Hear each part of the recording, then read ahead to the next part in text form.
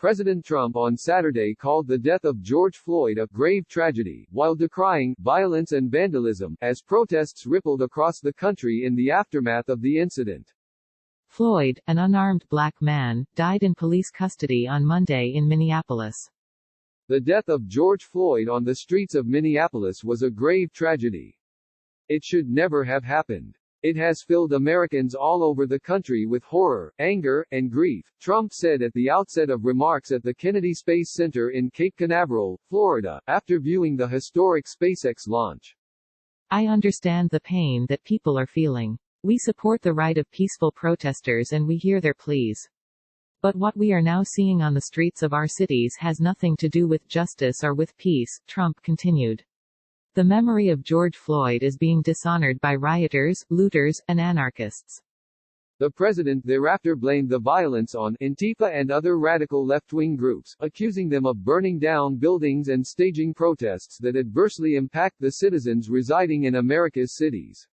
He called for healing and justice, not hatred and chaos.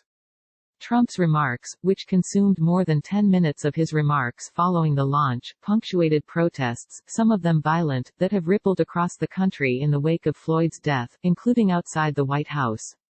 As Trump witnessed the launch in Florida, demonstrators staged protests outside the White House on Pennsylvania Avenue, shouting, "I can't breathe," and "Don't shoot."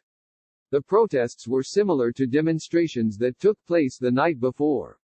Trump throughout the day on Saturday strongly rebuked protesters in Washington, Minneapolis and elsewhere, floating the idea of the U.S. military stepping in to stop the demonstrations.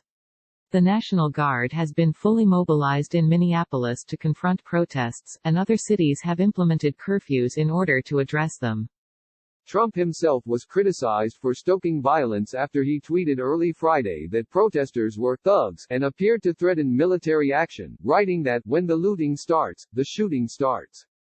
Trump has defended his statement and refuted accusations he was inciting violence. He has also denied knowledge of the racially charged origins of the phrase, "When the looting starts, the shooting starts." Floyd was killed in police custody on Monday. A video of the incident showing Floyd pleading for breath as an officer knelt on his neck sparked massive and growing outrage. The officer, Derek Chauvin, was charged with murder on Friday and Trump has ordered a Justice Department civil rights investigation into his death in addition to the ongoing local investigation. The 4 officers involved in the incident were also fired but demonstrators and others have called for further action. Trump, who has spoken to Floyd's family, on Saturday offered support for the overwhelming majority of police officers who are devoted to serving the public. No one is more upset than fellow law enforcement officers by the small handful who fail to abide by their oath to serve and protect, Trump said. In America, justice is never achieved at the hand of an angry mob.